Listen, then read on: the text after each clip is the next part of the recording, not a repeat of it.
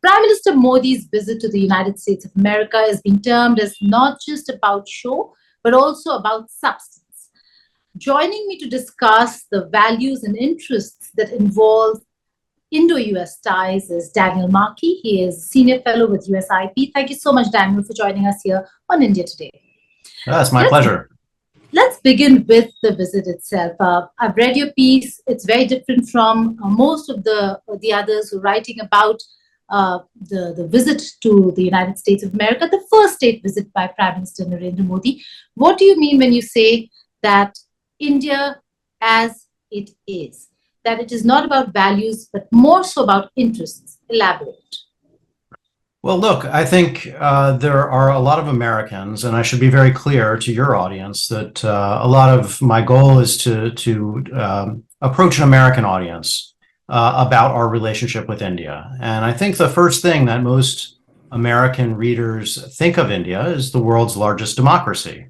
And it's not just that, but it comes with a lot of American assumptions about what being a democracy ought to mean.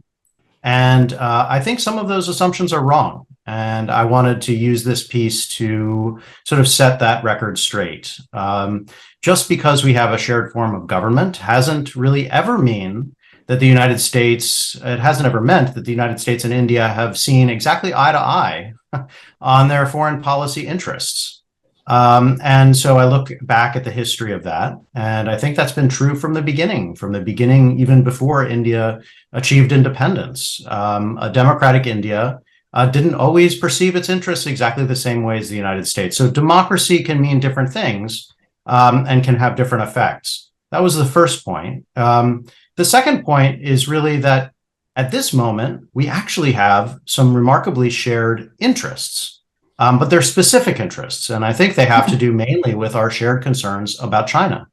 China as a looming strategic threat in India's region, but also globally. And I think there's some important ways that the United States and India can and should cooperate. And so I wanted to suggest that we should focus on those narrow interests rather than, as I would say, misplaced sense of shared values or democracy necessarily leading to certain assumptions about how each other would work.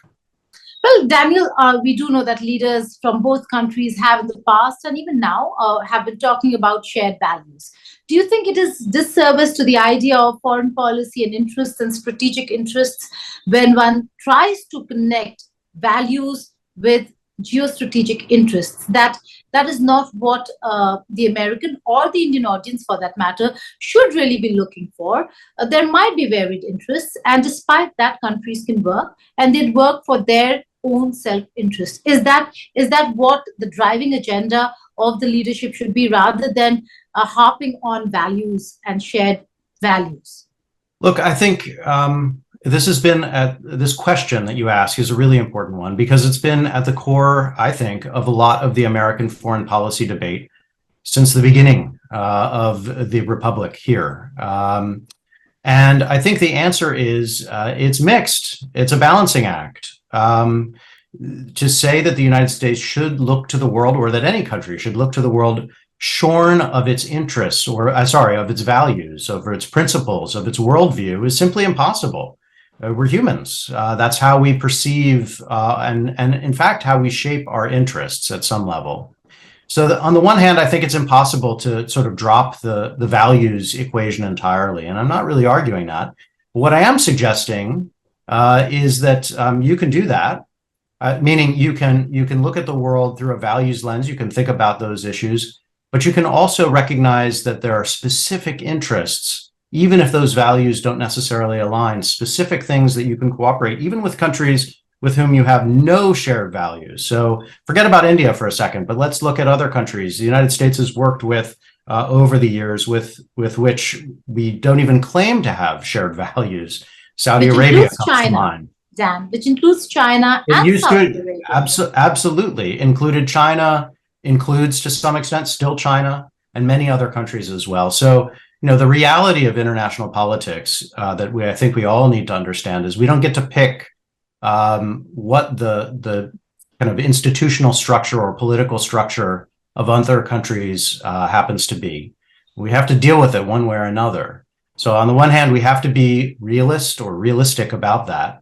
And on the other hand, I also think it's important to recognize, as I say, that we do have our values. We bring those to the table. They affect how we see the world, and they will continue to. They also affect American politics.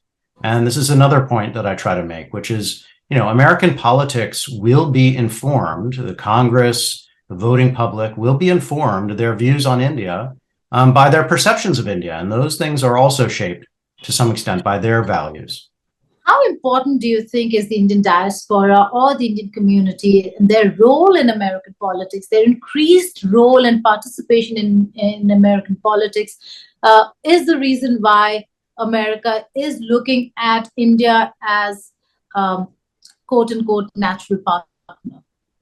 Yeah, I think it's an important part of the story. I think Indian Americans and Indians who happen to reside in the United States are important voices, increasingly so, in American politics. We see them at the top of American politics. We see them at the grassroots level. We see them in our communities. It's a large and important interest group within the United States.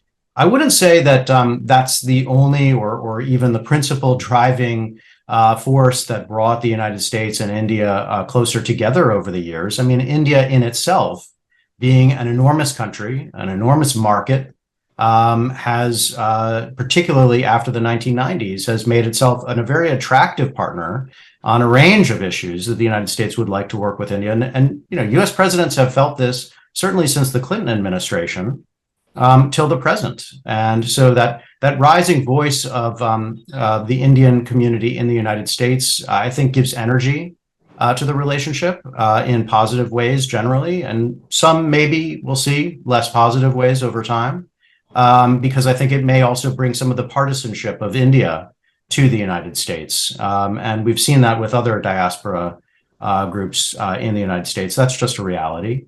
But it's not the only reason. Right. Speaking of the economic strategic partnership between India and the United States of America, growing primarily, like you said, because of China and in a way to counter China. But do you really see, how do you see the future of India-US ties when it comes to economic partnership? Because we see the world coming together post the Russia-Ukraine war, the COVID-19 pandemic, China factor, all included, all of them coming together and speaking about resilient supply chains. But that has really not come about in terms of on the ground, India becoming an alternative, that US is still has to engage China, that the world still has to engage China, and that China still is an important part of or a part of the entire supply chain machinery or the ecosystem. Yeah, look, anyone who's been to China had a chance to just see its spectacular transformation over the years, can immediately appreciate the extent to which China has made itself, at this point, an indispensable part of the global economy and many important global supply chains. In my view, it should not be the goal of the United States to entirely break that system. First of all, I think that's impossible. Secondly, it would come with enormous costs, even just trying.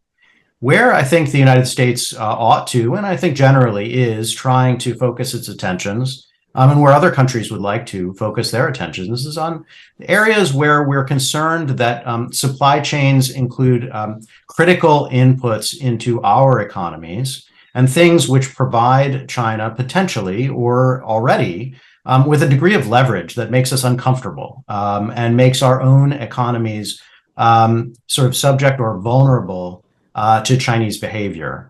So it's in those areas where I think India actually has the potential to gain quite a lot if it can be more active in those spaces, and other countries as well. India is not alone, but there are other countries who are working to try to take advantage of this drive toward, if not full decoupling, which I wouldn't support, a narrow decoupling and a resilience in these supply chains. I think that's important. A diversification of supply will be something that will be a higher priority for the United States, for U.S. corporations, than it was in the past. And so India can be a part of that. If I could add one bit there, though, a big part of the work here is not the United States just picking India or the rest of the world picking India and elevating it to a replacement for China.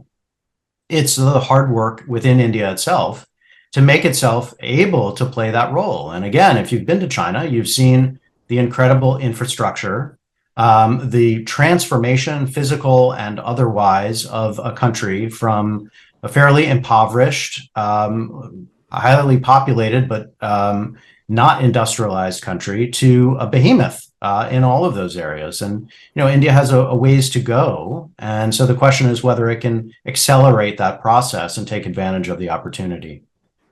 Daniel, what's your reading on why has a state visit come at the fag end of Prime Minister Modi's second tenure? This is the second term, not the first, and this is the first time that he's been accorded this honor. Why? What was the thinking behind? What's your reading on what went behind the idea or the state visit, an invitation for a state visit for Prime Minister Modi? Well, look, Prime Minister Modi had a very important visit with President Obama much earlier in his tenure, and that included, many of the trappings important. For those of you who will recall, there was a major dinner that had some party crashers, got a lot of attention here in the United States, but also, more substantively, an important conversation, it seemed, between the prime minister and the president, a walk in Washington, D.C. together, one-on-one conversations and so on. So this is by no means the only important visit that prime minister has had here. And of course, he also spoke before a joint session of Congress in the past as well. But this is an important visit because actually the political timelines of both leaders are in a sense aligned. They will both come up for elections in the subsequent year.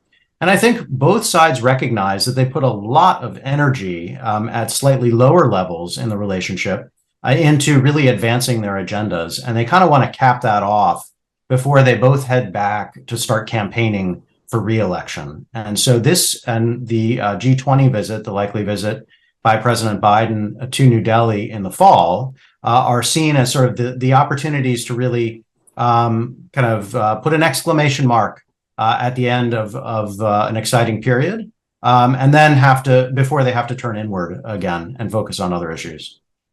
Daniel, what's your reading on, or how do you see the shift? There has been a shift in how America is responding, and I mean the administration is responding and reacting to questions on human rights concerns. While we know that there are going to be statements made by certain lawmakers when Prime Minister Modi is there, either criticizing or looking into the human rights record.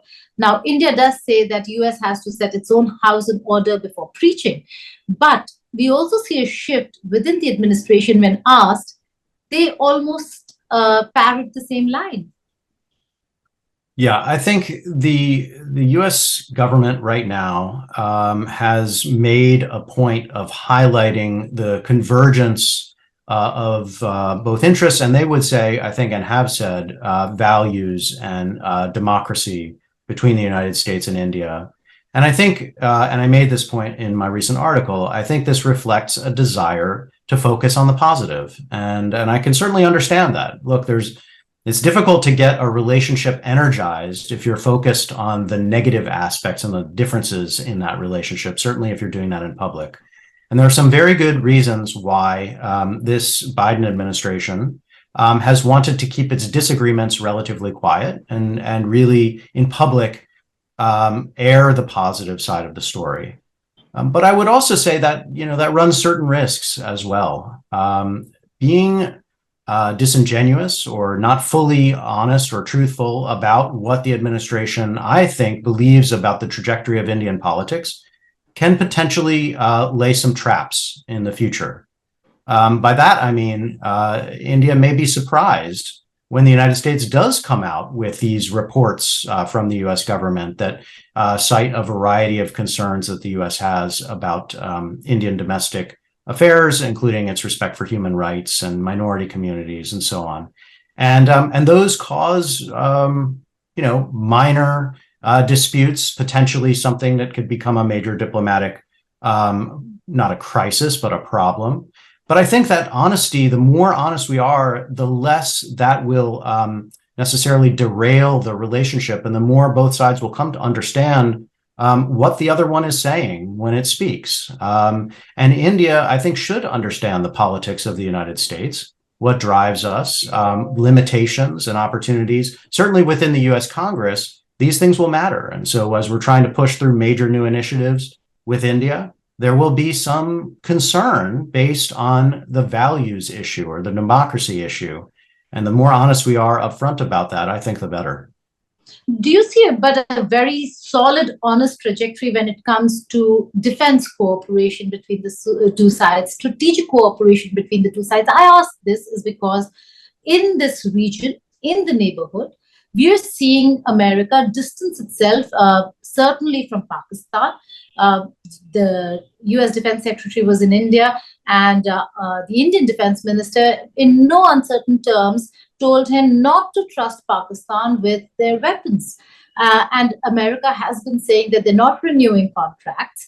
Now we're looking at China, on the other hand, where, again, the two sides, the two countries stand very firmly together in supporting each other, that is vis-a-vis China. So on the geostrategic front, do you see more solidification and an honest manner in which they're moving forward? Or should there be crisis, we might not see the United States of America come to India's rescue? Look, I think the United States and India have some really important and immediate shared concerns with respect to China. China's behavior along the contested or the line of actual control with India is one that troubles, I think, U.S. Strategists, planners, policymakers, and should trouble us. It is not good to see China taking provocative steps, taking aggressive steps, pushing its agenda along that border for multiple reasons. I mean, one is it's bad for India, and to some extent, I think that broadly will be bad for us. But secondarily, to see China push India and if it's effective at that, has the potential to intimidate other U.S. partners across Asia and around the world. And that's also not something that we'd like to see. So it's very much in the United States' interest, I think, to help India on a range of immediate security concerns with respect to China, both on land and then also at sea, in the Indian Ocean, and potentially beyond. India has an important role to play in terms of providing security. China is extending its influence across this region. And the United States and India, I think, see more eye to eye with respect to the concerns that raises, and so should be working closely together. Having said all of that, yeah, go ahead. I would just say there are going to be some limits to the nature of this relationship, and that's partially because India has made it very clear time and time again that it does not see itself as a U.S. ally, and that has a meaning to it. U.S. allies are committed to the shared and common defense of each other's interests. If India doesn't wish to be an ally, then that has consequences for what should be on the table in terms of the ways in which the United States sees working with India, even in the defense sector, going forward. And, that's India's decision. That's a very important point you make, because I was just going to ask you about the Russia-Ukraine war. India's non-aligned approach and stance is also particularly because of its own strategic interests to do with Russia. And should India decide to become an ally of the United States of America, it would be very difficult to work. How much would you surmise the leaders would focus on the Russia-Ukraine war and India's current position? It will almost certainly come up. It'd be impossible for it not to come up. The Biden administration is very much focused on the Ukraine war and has put an incredible amount of resources into it, both in terms of time and in terms of actual money and munitions and so on to assist the Ukrainians. And there's no doubt within the administration that support for Ukraine is an increasingly important part of its international agenda. And India is not entirely on board with that. And so there are obvious differences there. Where I think it's been interesting to watch is that the Biden administration has been open, more so than I think many on Capitol Hill and the US Congress and so on, have been open to Indian arguments about why they need to moderate their stance.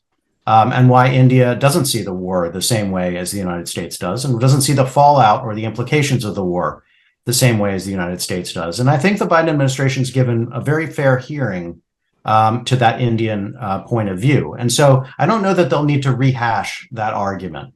One area where I think it'd be very interesting, I'd like to be a fly on the wall, is whether they would be having conversations about things that India might do to accelerate a path toward peace between Russia and Ukraine. Now I do not believe that India has the leverage or any particular leverage with either Russia or Ukraine to bring that about. But were Russia and Ukraine to be on a path toward attempting to find their own solutions and needing an international partner to help to facilitate that, India wouldn't be a bad one, because India brings a heft on the international stage and has so far not taken clear sides one way or the other, and so would be, I think, an acceptable player in a way that China would not, the United States would not, Europe would not. So that might be an interesting conversation to have, and one I'd certainly play devil's advocate listen here to. and say, why just India? Why not China? We've seen China broker deals in West Asia, which is Middle East. And China does have the same kind of relationship, or if not better, almost same, with Russia, certainly so. Might not have with Ukraine, but could certainly want to engage Ukraine, given that they also had a lot of students in Ukraine. They also in the past engaged Ukraine. So why not China? Yeah, China simply would not be trusted, certainly not here, is not perceived in Washington as a fair broker. Beyond that, I think China has already kind of attempted a first try that fell flat on the peace building front.